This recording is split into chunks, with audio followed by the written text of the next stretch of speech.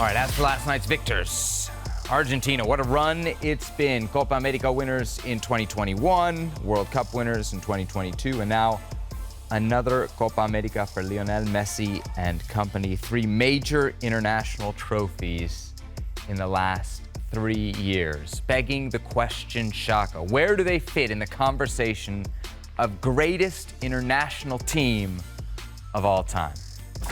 I don't think you can realistically have that conversation without now including this version of Argentina. And I think it's rarefied air, maybe 5 teams in that conversation. If you want to include Brazil through the late 60s and into 1970, who probably would get my votes, three World Cups in out of 4.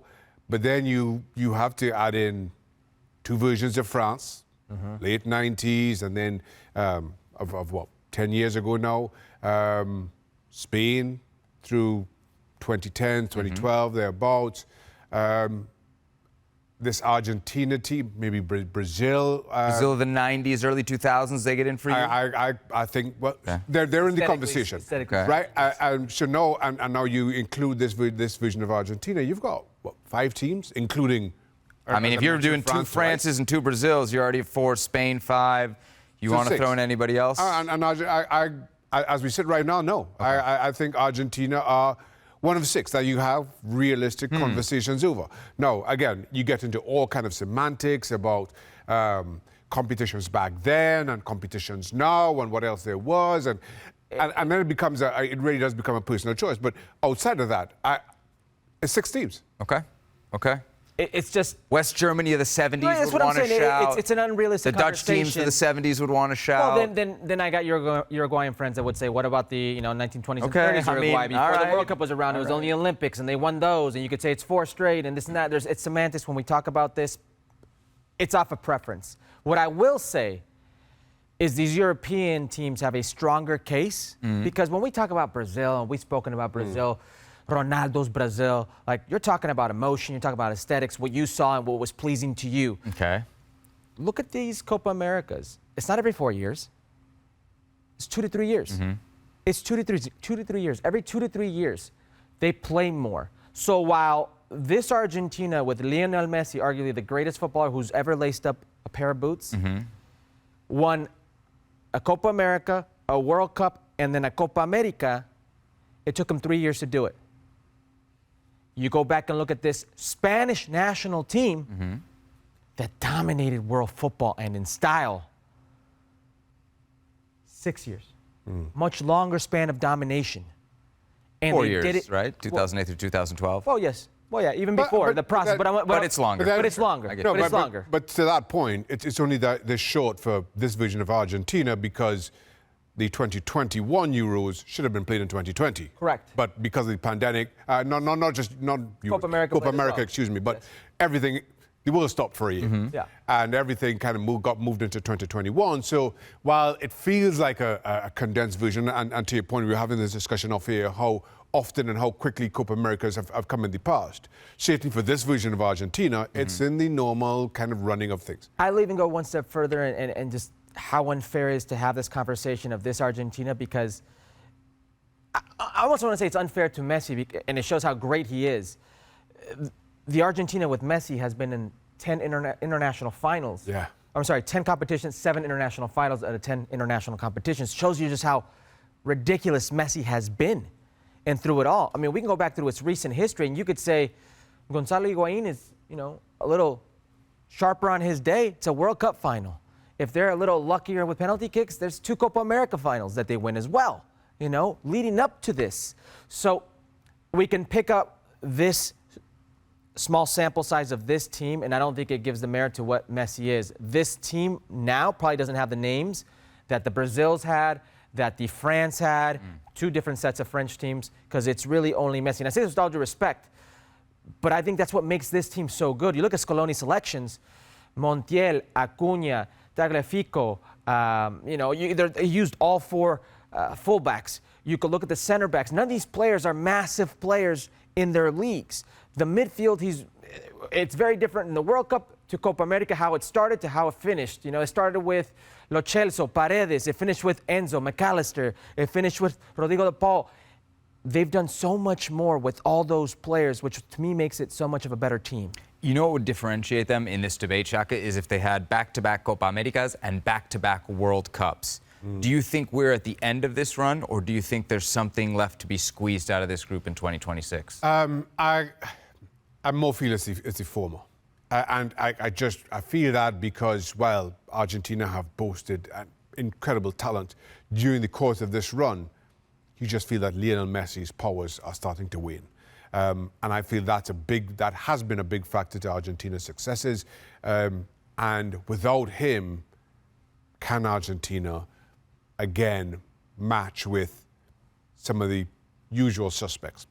That being said, some of those usual suspects that we can boast of, whether we're talking Brazil, England, France, none of them have been that good this summer either. Right. So it's a question, do we really believe that, and I'm intentionally leaving Spain out of this, but do we intentionally believe that England, France, the Dutch are going to be as bad as we saw this summer in 2 years' time? Or is it more likely that Argentina regresses somewhat as Lionel Messi inevitably regresses a little? Can they win it again in 26? I believe so. And I've been thinking about this a lot. You go back to the semifinals of the last, couple World Cups. There's some teams in there you're like, they got there by being strong defensively, gritty, hard to play against. International football isn't club football. Yeah.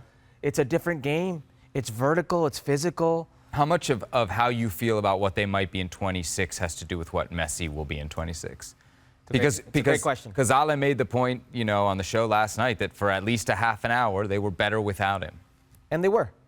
And don't get confused to that meaning Messi's done. In this game, he gets injured in the 34th minute and comes out in the 64th, 65th minute. You play 30 minutes with Messi, and he's not fit. And if he's not fit, he's not producing for you offensively, he's not doing anything for you defensively, you're playing a man down. In that moment when he is clearly injured, and that's why they did not look better than Colombia. Colombia looked better than Argentina. That's why they were better when he comes off, because he was injured. I don't want to make this conversation of, and we see this all the time, we just watched the Euros, and the narrative is Cristiano is the reason that Portugal doesn't play better. Portugal doesn't advance. He is keeping this team hostage. I don't believe that'll be the situation with Lionel Messi. I think you have a different type of player. Mentally, I don't think he'll allow himself to be there if he can't compete. I think those are valid points, absolutely. But in answering your question, Sebi, my first thought is, while, yes, we are talking about this version of Argentina and to the point, what we've just seen, maybe more so what we saw after Lionel Messi was substituted, I can't help but ask myself, would Argentina have won the 2022 World Cup without Lionel Messi? Right. And my answer is no. So for that reason alone, I think it's, I don't see that, as we sit right now, I don't see them winning 2026. All right, when Argentina started this run by winning the Copa America in 2021, one of their prizes was playing in the Finalissima, all right, when they got to play the European champions, Italy. They ended up winning that. This time it's going to be a different challenge. It's going to be Spain. Who do you think, Shaka, is the favorite in that matchup? Right now, Spain. Just given what we've seen this summer. And again... Power rankings the other night suggested something different. The power, as I said on the day... If I remember, Argentina won Spain. The algorithm is different. As I said yesterday, Sebi, I put Argentina top because they are back-to-back champions. Okay. And I offered myself the caveat, for everybody the caveat, that I thought Spain played better football during the course of this summer. So as we see right now, what we saw from Spain over the last few weeks compared to what we saw from Argentina over the last few weeks, I think Spain win it. Do you think it'd be close? Seem yes. very confident. No, I think it'll be close. Listen, top-level football is close. We're talking the best teams in the world. Spain, England was close. England were not at all that good. Argentina, Colombia was close. Whenever you start talking about teams at that level, with managers at that level, who tactically can make adjustments, who understand the players at their charge, inevitably, it's going to be close. There'll be a winner, but you don't see it as... No pairing is going to offer a 3 or 4-0 with the greatest respect to Canada. You agree? Not necessarily. I look at this Argentine national team, and there's a willingness to suffer, almost like a fallback. Like they don't react until they suffer. You saw it at the World Cup. They lost to Saudi Arabia. It was a must-win game versus Mexico. They got out of that. Then Poland. And then the game versus Australia was one of the worst showings I've seen from Argentina, yet they managed to find a way to win. And then the difficulties they had against the Dutch. And then how they go on, against Croatia, and they turn that around. Then the final. I mean, after that team comes back that way, they still find a way to win. I saw it again this Copa America. I saw it again. They should have been out versus Ecuador. They should have been out. Jordi Caicedo puts that away. Last minute of the game, the Ecuador forward, they're out. They're not going to a semifinal. They're done. Yet they find a way, always. Something tells me that if they were to play against Spain, a very good team, they would find a way. And Spain has not been tested in that way. They've not been punched in the mouth. I mean, they fell behind in the semi. They fell behind in... Yeah, hold on. But they also... We're having a conversation right now about Spain being, and deservedly so, the best team in the Euros. And there are moments in games that change games. There was a handball by Cucurella that hit his hand against Germany. That gets called. It's a different situation. There are all these small little things. Well, the big thing is the bracket. Spain went through the hardest side of the bracket. Fair. And Argentina went through the easy side of their bracket. Fair. It's without a doubt, it's fair. But what I'm telling you, if we're going to sit here and say this Argentina could beat that Germany, well, that Germany gave Spain a lot of problems. This Argentina could beat that England. Well, that England gave Spain some problems, and so forth and so forth. I just think this Argentina is a very difficult team to play against, and they just find ways. But to that point, you could also point to the McAllister foul. Yes. As being defining in that final.